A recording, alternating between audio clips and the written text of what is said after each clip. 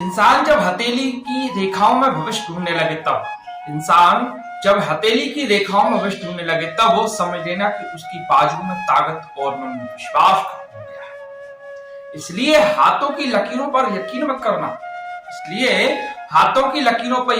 करना। तकदीर तो उनकी भी होती है जिनके हाथ ही नहीं होते। जय श्री राम मित्रों, स्वागत है आपका आपके अपने चैनल में। बंधुओं, आज मैं फिर रामचरितमानस के कुछ और प्रश्नों को लेकर आया हूं। वीडियो को आप अंत तक जरूर देखें। जैसे रामचरितमानस का प्रथम श्रोता कौन था और प्रथम भारत जो राजा था उसको श्राप क्यों मिला, उसको राक्षस क्यों मिला। इन सभी प्रश्नों को आज हम बताएंगे उनके उत्तर। रचि महेश निज मानस राखा, पाई सुसमय शिवासन भाका, ताते रामचरित वर हरहु नाम हे हरसि हर। बालकांड के अनुसार उपयुक्त चौपाई के अर्थ से यह जान पड़ता है कि भगवान शिव ने मानस की रचना करने के पश्चात उसे सर्वप्रथम माता पार्वती जी को सुनाया। परंतु सुनो शुभ कथा भवानी, रामचरित मानस विमले, कहा भुषुंड बखान, सुना बिहग नायक गरुड़। बालकांड में 120वीं वहां पर आता है। इस सोरठे के भावार्थ से यह सिद्ध होता है कि शिव जी के द्वारा पार्वती जी को कहे जाने के पूर्व इस राम कथा को कागभूषण जी ने कहा और पक्षीराज गरुड़ ने सुना। फिर ऊपर की चौपाई में सर्वप्रथम श्री पार्वती जी के श्रवण की बात क्यों लिखी गई। उत्तर सचमुच यह बड़ा प्रश्न गंभीर है कि रामचरितमानस का सर्वप्रथम श्रोता कौन ठहराया जाए। रचयिता शिव जी हैं, यह तो निर्विवाद सत्य है, परंतु उन्होंने इसकी रचना करने के बाद सर्वप्रथम इसे भुषुंड जी को प्रदान किया अथवा पार्वती जी को सुनाया। इसी विषय का विचार करना है। इस बात का निर्णय करने के लिए जब हम संपूर्ण मानस ग्रंथ की छानबीन करते हैं तो यही पता चलता है कि शिव जी ने जिस समय यह कथा पार्वती जी को सुनाई थी उसके प्रथम ही वे स्वयं श्री नीलांचल कागभूषण जी के आश्रम पर जाकर हंस रूप से उस कथा को सुनाई थी। और भुषुंड जी ने जिन्होंने हंस रूप शिव जी को यह कथा सुनाई थी, श्री गरुड़ जी के प्रति यह कथन किया कि उन्हें यह कथा रामचरितमानस 27 कल्प पहले भगवान शिव जी की कृपा से श्री लोमस ऋषि के द्वारा प्राप्त हुई। इन सब बातों के प्रमाण श्री रामचरितमानस में ही मौजूद हैं। उन्हें क्रमशः देखिए। बालकांड में भगवान शिव का वचन शिवा के प्रति है। सुनो शुभ कथा भवानी, रामचरितमानस विमले, कहा भुषुंड बखान, सुना बिहग नायक गरुड़। सो संवाद उदार जहि विधि भा आंगे कहव, सुनहु राम अवतार चरित परम पावन सुंदर अनघ। उत्तरकांड में पुनः शिव जी का वचन शिवा के प्रति, जिसमें उनके हंस रूप होकर भुषुंड जी से कथा सुनने का प्रमाण है। तब कछु काल मराल तनु धरितहि कीन निवास, सादर सुनि रघुपति गुण पुनि आयम कैलास। उत्तरकांड में श्री भुषुंड जी का कथन, जिसमें 27 कल्प पहले कथा प्राप्त होने की बात है। यहाँ पशत मोहि सुन खग ईसा, बीते कल्प 7 अरु 20। उत्तरकांड में ही दोहा नंबर 112 और 113 के बीच श्री लोमस जी का वचन, श्री भुषुंड के प्रति रामचरित सरगुप्त सुहावा, शंभु प्रसाद तात मोह पावा, तो ही निज भगत राम कर जानी, ताते मैं सब कहूं बखानी। अब इन सब के पूर्व पार्वती जी को कथा श्रवण कराने में जो वाक्य प्रमाण है इस प्रकार है। रचि महेश निज मानस राखा, पाई सुसमय शिवासन भाखा, शंभु कीन यह चरित सुहावा, बहुरी कृपा करी उमहि सुनावा, सोई शिव काग भुषुंड ही दीना, राम भगत अधिकारी थी, तैसन जाग वलिक पुनि पावा, और तिन पुनि भरद्वाज पति गावा। इन चौपाइयों में शिवासन भाखा और उमहि सुनावा के पश्चात सोई शिव काग भुषुंड ही दीना पढ़ने पर यह अनुमान होने लगता है कि पहले पार्वती जी को ही यह कथा प्राप्त हुई थी। इसलिए इस विरोधाभास का निराकरण करने के लिए पाठकों के समक्ष दो बातों का आधार दिखलाते हुए निर्णय किया जा रहा है। वे दोनों बातें निम्नलिखित हैं। पहली बात तो यह है कि इस रामचरितमानस की रचना जब शिव जी ने की तब वह भुशुंडी आश्रम का निर्माण होने के 27 कल्प पहले किस कल्प में अवतार चरित्र के आधार पर रचा गया था। जब हम इस प्रश्न का उत्तर खोजने चलते हैं तब पता चलता है कि जिस कल्प में नारद मोह तथा उनके श्राप द्वारा अवतार हुआ था उसी कल्प में श्री रामचरितमानस की रचना हुई थी। इसका प्रमाण उत्तरकांड की चौपाइयां जो मानस मुख हृदय में है एवं जिनमें भुशुंडी द्वारा काव्यभुशुंडी को पूरा मानस सुनाने की बात वर्णित है। प्रथम ही अति अनुराग भवानी राम चरित सर कहिसी बखानी पुनि नारद कर मोह अपारा कहिसी बहुल रावण अवतार। प्रभु अवतार कथा पुनि गाई तब शिशु चरित्र कहिसी मन लाई। तात्पर्य है कि जिस निज रचित रामचरितमानस को श्री शिव जी ने लोमस ऋषि द्वारा भुशुंडी जी को प्रदान किया था उसमें राम अवतार का हेतु केवल नारद मुनि था। उस चरित्र में नारद के श्राप से ही दो शिवगण रावण और कुंभकर्ण हुए थे। जब शिव जी ने उस चरित्र को पार्वती को सुनाया तब अवतार हेतु कथन में नारद मुनि के साथ साथ 3 कल्पों के 3 और हेतु को भी शामिल कर दिया है। वे इस प्रकार हैं। जय विजय रावण कुंभकर्ण का होना, जलंधर राक्षस का रावण होना तथा राजा प्रताप भानु और उसके भाई अरिमर्दन का रावण कुंभकर्ण होना।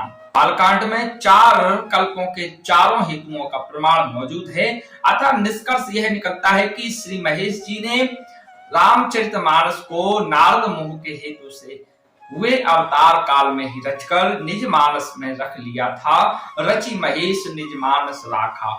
और उसके अनेक कल्प बाद प्रताप भानु वाले कल्प में जिस कल्प में मनु शत्रुपा दशरथ कौशल्य हुए थे जब सती जी को मोह हुआ और अपने पिता दक्ष के यज्ञ में शरीर त्याग कर उन्होंने पार्वती जी के रूप में दूसरा जन्म ग्रहण किया तब श्री शिव जी ने अवसर पाकर उनके उस मोह की निवृत्ति के लिए उन्हें उस रामचरितमानस को सुनाया। उस समय श्री शिव जी ने स्वर्णित चरित्र के हेतु भूत नारद मोह के प्रसंग के साथ उस कल्प के अवतार का हेतु प्रकरण सुनाना उचित समझा जिसमें सती को मोह हुआ था। साथ ही साथ उन्होंने जय विजय और जलंधर के हेतुओं को भी इसलिए ले लिया कि उन कल्पों में त्रिपाद विभूतिगत श्री विष्णु भगवान का अवतार हुआ था जिसके कारण सती जी को शंका हुई थी कि विष्णु जो सुरहित नर तनुधारी सो सर्वज्ञ जथात पुरारी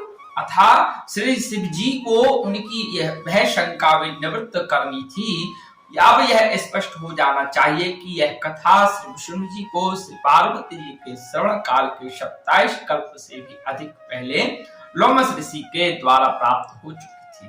उस कथा को श्री कागभूषण जी नीलगिरी पर जिसके 1 योजन आसपास तक माया नहीं व्याप सकती थी सदैव कथन किया करते थे कि और गरुड़ जी ने भगवान शिव जी के उपदेश से उनके पास जाकर वही कथा श्रवण की थी।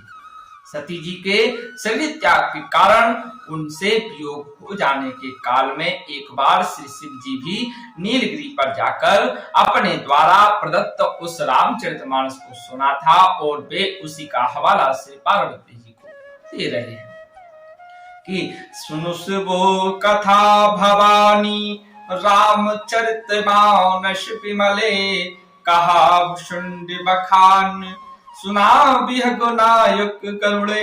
दूसरी बात यह है कि यद्यपि शिवासन भाका और उमही सुनावा वाली दोनों चौपाइयां पहले पढ़ी हैं परंतु काव्य कुशल कविवर श्री गोस्वामी पाद ने अपनी अद्भुत एवं अनुपम बुद्धिमत्ता से दोनों में 2 शब्द ऐसे रख दिए जो कथन क्रम को स्पष्टतया विलग कर देते हैं। पहली चौपाई में पाई सुसमय शिवासन भाखा के द्वारा यह सूचित किया गया है कि जब सुसमय आया तब उन्होंने अवसर के अनुकूल प्रयोजनार्थ शिवा से कथन किया। इसी प्रकार दूसरी चौपाई में बहुरी शब्द देकर बहुरी कृपा करी उन्हें सुनावा यह संकेत किया गया है।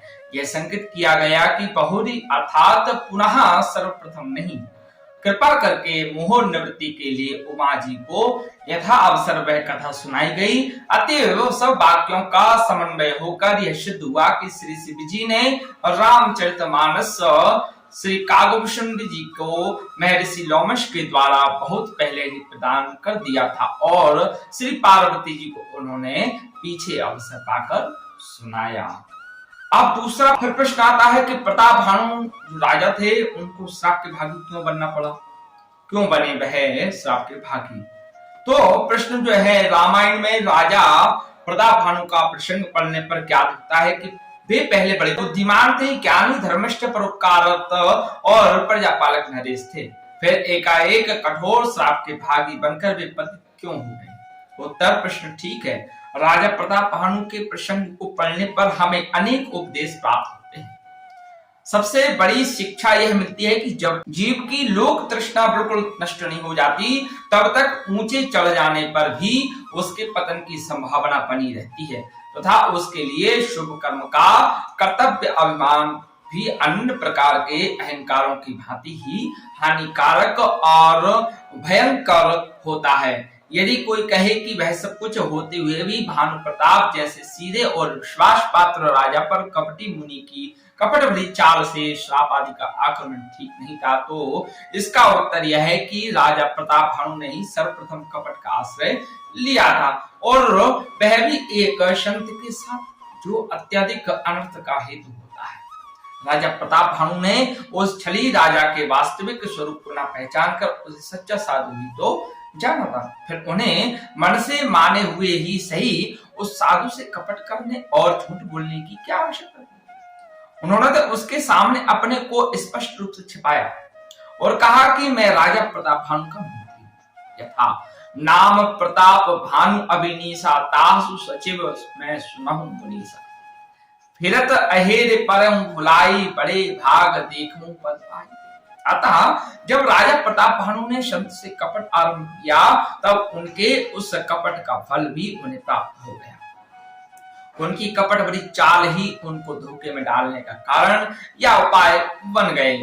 उनके उसी झूठ उस छली राजा कपटी मुनि को उनके प्रताप भानु होने का विश्वास करने के लिए अवसर दे दिया और उसने कहा कि मैं अपने भजन के प्रताप से जान गया हूं कि राजा भानु प्रताप तो भी हो। इस पर राजा प्रताप भानु को और भी विश्वास हो गया कि हो ना हो ये महात्मा अवश्य है। मैंने अपने को छिपाया फिर भी ये मुझे पहचान गए। फलतः राजा उस कपटी मुनि के फंदे में पड़ गए। उसके आचरण और कथनादि को सच्चा शास्त्रों में वर्णित संत लक्षणों से मिलाए बिना ही उन्होंने उसको अपना गुरु मान लिया और तदनंतर ब्राह्मणों को भी युक्ति और छल के द्वारा अपने ताब में कर लेने का उपाय रचने लगे। अब देखिए यहाँ पर जो है उन्होंने साधु की पहचान नहीं करी, संत की पहचान नहीं करी। ये उनकी सबसे बड़ी भूल थी। आज भी यही होता है, छल कपट करने वाले साधु संत के रूप में आते हैं और हमारे साथ जो है छल कपट करते हैं। उन्होंने उसको अपना गुरु मान लिया और तदनंतर ब्राह्मणों की भी युक्ति और छल के द्वारा अपने ताबे में कर लेने का उपाय रचने लगे। फिर ऐसे अवैध और अयोग्य कर्मों के फलस्वरूप राजा प्रताप भानु को श्राप ना मिलता तो और क्या उचित था। श्री गोस्वामी जी महाराज ने तो साफ साफ यह कह दिया कि तुलसी देख सुरेश भूलहि मूल न चतुर नरे सुंदर के कहीं पेक वचन सुधा सम असन। अतएव यह ठीक है कि राजा प्रताप भानु के पुण्य कर्मादि सचमुच सराहनीय थे, परंतु उनमें जो भक्ति का बीज नहीं था बल्कि उल्टे अपने कर्तव्यों का अहंकार था। इस कारण वे अपने रक्षार्थ में समर्थ ना हो सके। फलतः उनकी दुर्गति हुई। प्रमाण देखिए, मोरे प्रोड़ तनय समज्ञानी बालक शुद्ध सम दास अमानी जनई मोर बल निज बलताई वही कह काम क्रोध रिपु आई। अतः राजा प्रताप भानु के श्रापग्रस्त होने में आश्चर्य नहीं करना चाहिए। अगर आपको यह जानकारी अच्छी लगी तो वीडियो को लाइक शेयर जरूर करें। धन्यवाद।